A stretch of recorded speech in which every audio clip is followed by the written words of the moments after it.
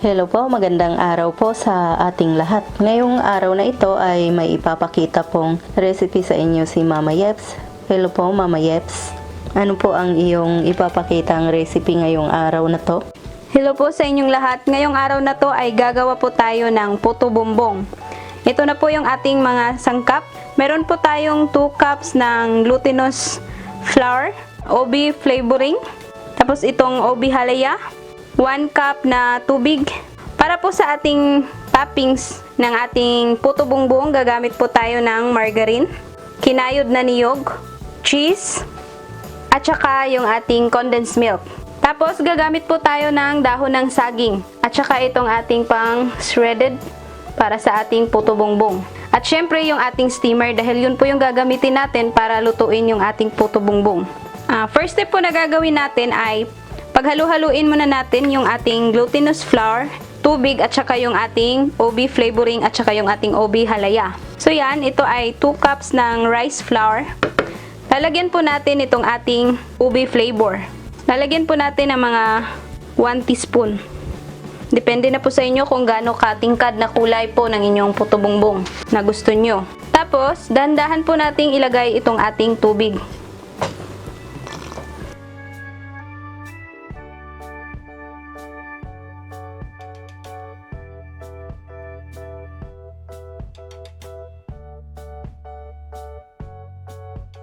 Ang gusto po natin dito ay yung texture niya ay para pong clay yung kanyang texture. Hindi masyadong basa, hindi rin po sobrang dry.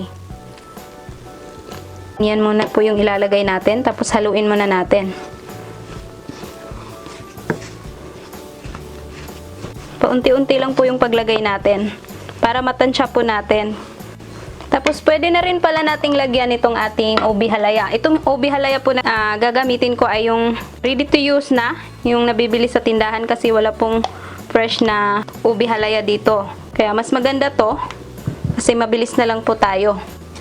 Ito, wag nyo lang pong masyadong damihan pag ito po yung gagamitin nyo kasi ito ay timplado na, matamis na po siya. So lalagyan ko lang siguro siya ng mga 2 tablespoon. Baka susobra siya sa tamis kasi mayroon pa tayong condensed milk mamaya na itatapping sa ating puto bumbong. Kaya pwede na yan mga 2 tablespoon. Yan, lagyan ko po ng tubig. Yan, mamasahin lang po natin to hanggang sa mabuo po natin itong ating dough. Ubusin ko na po yung ating tubig.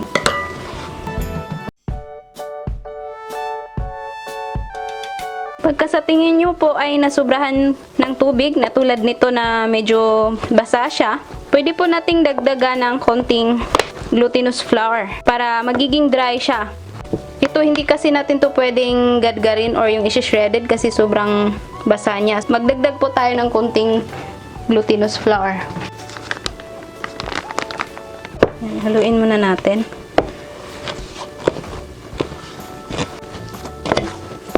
Kakamayin na po natin para malaman po natin kung tama na po yung kanyang dryness or yung kanyang texture.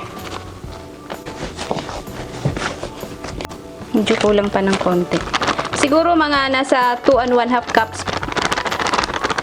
na rice or glutinous flour po yung ilalagay nyo.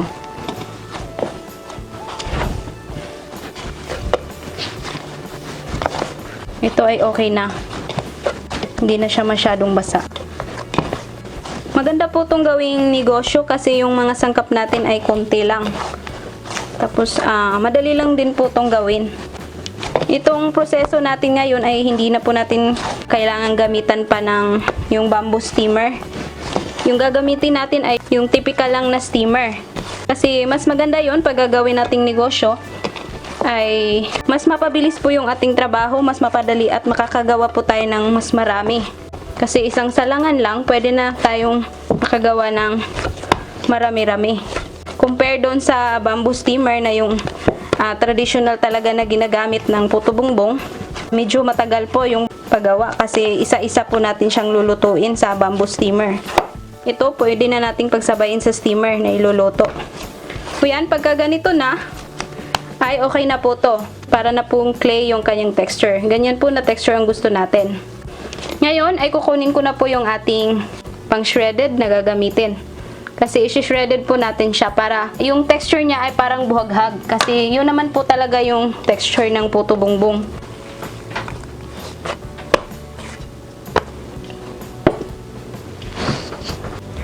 Ngayon po ay pwede na nating simulang gadgarin or i-shredded. Yan, kukuha lang po tayo ng konting piraso dito.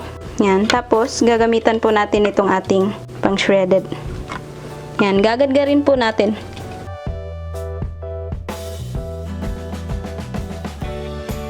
Yan o, parang ganyan po yung gusto natin. Gagawin lang po natin to hanggang sa maubos po natin yung ating dough ng ating puto bumbong.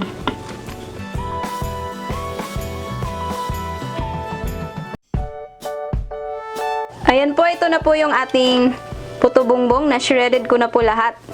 So ngayon ay ready na po natin tong balutin dito sa ating dahon ng saging. Bago po natin simulan ay kukuha lang po tayo nitong margarine. Papahiran po natin yung dahon natin para mabilis po nating matanggal mamaya pagkaluto na yung ating puto bumbong. Pagkatapos ay pwede na tayong kumuha dito sa ating nakayod or na shredded na glutinous flour. Lagay lang po natin. Tapos, wag po natin siyang masyadong i-press para hindi masyadong siksik po yung ating puto bumbong. Dapat medyo buhaghag lang po yung pagkalagay natin. Kayo na po bahala kung gaano kalaki po yung gusto nyong gawin sa inyong puto bumbong. Kung wala pala kayong dahon ng saging, especially sa mga nasa ibang bansa, kung wala po kayong mabilhan na dahon ng saging, pwede po kayong gumamit ng foil. Ayan, pagkatapos ay pwede na natin siyang i-roll dito sa ating dahon. Huwag nyo lang pong masyadong higpitan. Ganyan lang po kasimple. Tapos ilalagay natin dito sa ating steamer. Patok po itong ibibenta nyo, lalong-lalo na pagka sasapit yung Pasko. Ito po yung karaniwang hinahanap ng mga tao or yung gustong-gusto ng mga tao na pang merienda. Yan, gagawin lang po natin hanggang sa maubos po natin tong ating mixture ng ating puto bumbong. Habang nagbabalot po kayo nitong ating puto bumbong ay magpapakulo na po kayo ng tubig sa inyong steamer para pagkatapos nating mabalot ay diretso na po natin tong isasalang sa ating steamer. Ayan po, natapos ko na pong nabalot yung ating puto bumbong. So ngayon, kumukulo na din po yung ating tubig sa steamer ay pwede na po natin tong isalang sa ating steamer. Ayan po, lulutuin po natin to ng mga 12 to 15 minutes. At yung apoy po natin ay nasa medium heat lang po. Ayan, tatakpan po natin, babalikan po natin pagka luto na po ito. Ngayon po ay hahanguin na po natin itong ating puto bumbong dahil luto na po ito. Ngayon po ay tatanggalin na po natin sa dahon itong ating puto bumbong. Tapos dapat maghanda na po tayo ng dahon ng saging para dito natin ilalagay yung ating puto bumbong. Tapos lalagyan po natin siya ng margarine para hindi didikit. At mabilis po natin siyang matanggal. Tapos ngayon ilalagay na po natin yung ating nagawa na puto bumbong.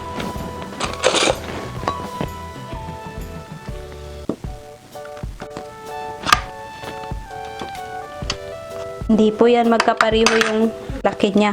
Pero okay lang yan kasi hindi naman natin binibenta. Kakainin lang po namin dito sa bahay. Pero kung gusto nyong gawing negosyo, kailangan po pantay-pantay po yung laki niya para maganda pong tingnan at saka hindi po kayo malulugi.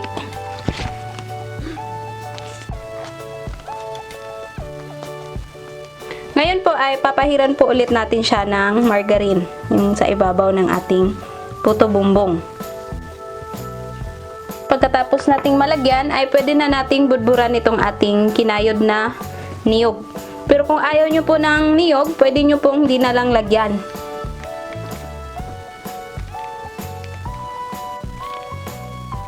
Pagkatapos nyan ay pwede na nating lagyan itong ating cheese.